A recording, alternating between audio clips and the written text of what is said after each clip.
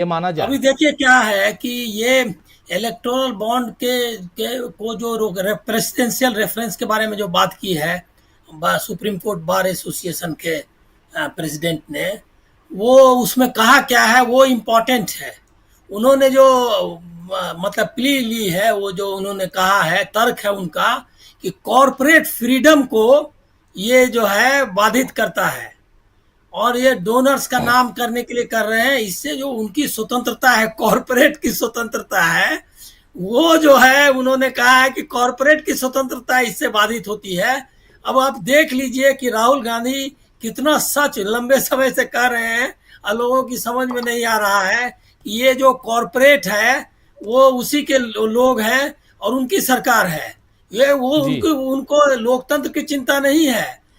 इस सूचना का अधिकार जिस जिस वजह से, जिस आधार पर सुप्रीम कोर्ट ने इसको रद्द किया इलेक्टोरल बॉन्ड को, कि सूचना का अधिकार जो है मौलिक अधिकार को मान करके उन्होंने कहा कि ये अधिकार से वंचित नहीं किया जा सकता है, और उनको जानने का हक है कि किन लोगों से आपने पैसे लिए और किन लोगों ने आपको पैसे दिए। तो ये दोनों के नाम, लेने वाले और देने वाले का नाम लोगों को जानना चाहिए, ये उनका हक है। इसके आधार पर ये उनकी स्वतंत्रता की बात कर रहे हैं, लोगों की स्वतंत्रता की बात सुप्रीम कोर्ट और सुप्रीम कोर्ट बार एसोसिएशन, जो कि जिसको कि समझा जाना चाहिए कि वो एक हिस्सा है। सुप्रीम कोर्ट या जो भी अदालतें हैं, वकील उसका हिस्सा माना जाता है। वो ये नहीं है क्या कि कोई वादी या प्रतिवादी, वो जुडिशियल प्रोसेस का हिस्सा है। लेकिन आप पतन की इस सीमा को आप देख लीजिए, जिसको कि लीड मतलब बीजेपी जिसका नेतृत्व कर रही है, ये पतन क्या है कि वो कॉरपोरेट फ्रीडम के लिए चाहते हैं कि प्रेसिडेंट इसको रोक दे। तो एक तो ये इम्पोर्टेंट है कि इससे जो सही कहा सब लोगों ने कि ये डेस्परेट है कि किसी तरह से नाम सामने ना आए। आखिरकार कौन से नाम हैं जिनके नाम सामने नहीं आने चाहिए, और जिनको ये, इसका मतलब ये है कि ये जो कॉरपोरेट हमको दिख रहे हैं उससे भी कोई और कॉरपोरेट है बाहर का, जैसे कहा लो कि चीन का, अमेरिका का, या कहाँ का। इसमें मतलब आप सोच नहीं सकते ऐसा कुछ है जिसको छिपाना चाहते हैं। तो ये इसमें दिखाई दे रहा है। अब है क्या कि 3 दिन से परेशान और क्या कहते हैं बेचैन सरकार क्या क्या कर रही है। हेडलाइन मैनेजमेंट तो कोशिश कर रही है, गोदी मीडिया भी कूद फांद कर एकदम लगा हुआ है कि किस तरह से लोग जो सीए में के बाद नाच रहे हैं, कि बहुत कम लोग आए हैं। जो जो जो ये किया है, अगर एनआरसी के साथ इसको जोड़ता नहीं है सीए, तो कुछ लोग का पेंडिंग है जरूर, जो सिंध से या दूसरे इलाकों से आए हैं। लेकिन सबको दिखाया जा रहा है कि जैसे पूरा हिंदुस्तान नाचने लगा है। तो ये जी। उसकी एक कोशिश सीए के जरिए हुई है। और दूसरा है क्या कि इससे पता चल गया कि अभी धरा मतलब एक तो खट्टर की सरकार गिरी है। लोग अब आशंका जाहिर कर रहे हैं कि अब बिहार में भी कुछ ऐसा करेंगे कि जिस तरह से, तो मतलब जेडीयू को ये करके अपनी सरकार बना लेंगे। अब जी। उनको हर जगह अपनी ऐसा चाहिए, एक तो फेस चाहिए, कुछ नया फेस जो एंटी इनकम्बेंसी, जो कई बार वो कर चुके हैं उत्तराखंड में, गुजरात में, कई इलाकों में ये ऐसा किया है। तो ये सब है चुनाव को मैनेज करने का। और दूसरा अरुण गोयल को आपने देखा ही, जो वो भी इंडिकेट करता है कि किस तरह से जो मतलब दबाव है चुनाव आयोग पे, उसका उसका इशारा करता है। तो आप पूरा इलेक्टोरल बॉन्ड, लेकिन ये हमको लग रहा है कि सेंटर में है। अभी इसकी कई परतें खुलना बाकी है, क्योंकि कल जो है, अभी तो पता, अभी एफिडेविट, अभी उनका हलफनामा नहीं आया है। चेयरमैन एसबीआई का हलफनामा वो अभी नहीं किया है, जिसको कि उन्होंने स्ट्रिक्टली किया है।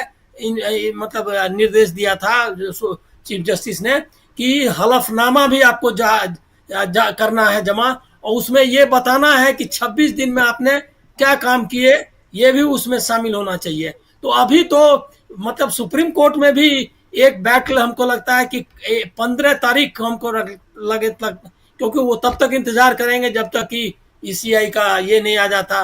और इस पर भी हमको लगता है कल भी कुछ हो सकता है।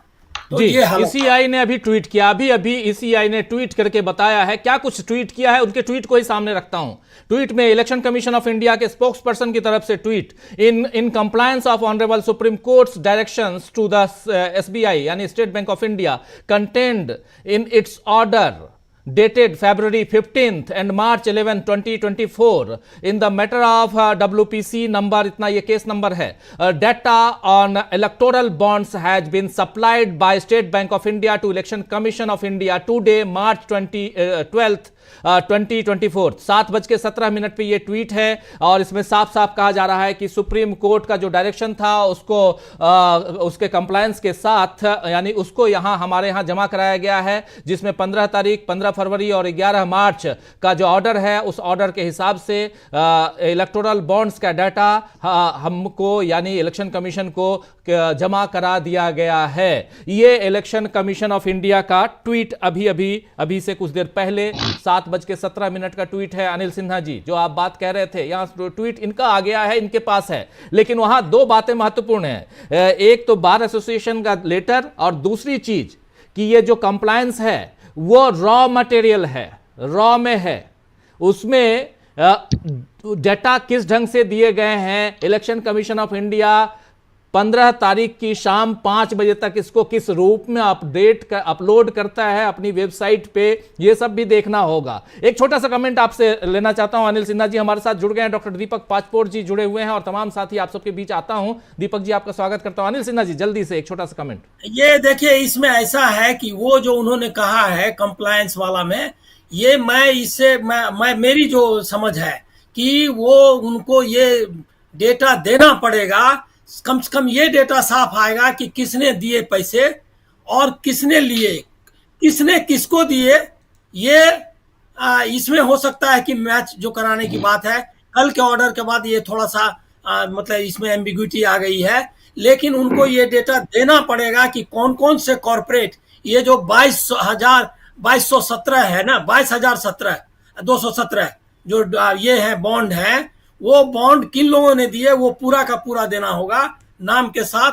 और दूसरा है कि ये 22,217 बॉन्ड जो थे वो किन लोगों ने भुनाए। अब ये है कि किसके बॉन्ड किसने भुनाए, इसमें थोड़ा सा एम्बिग्यूटी अभी है। लेकिन अगर पहले का ऑर्डर्स अगर मैंने वो पूरा देखा, तो पहले का ऑर्डर्स अगर आप पढ़ेंगे तो उसमें ये जिम्मेदारी ईसीआई को दी गई है कि कोलेट करिए, मतलब उनको जो है मैचिंग का काम जो है वो उनको दिया गया है। इसलिए 2 दिन का जो वक्त है, इस बीच में ईसीआई को ये काम करना पड़ेगा, ऐसी मेरी समझ है।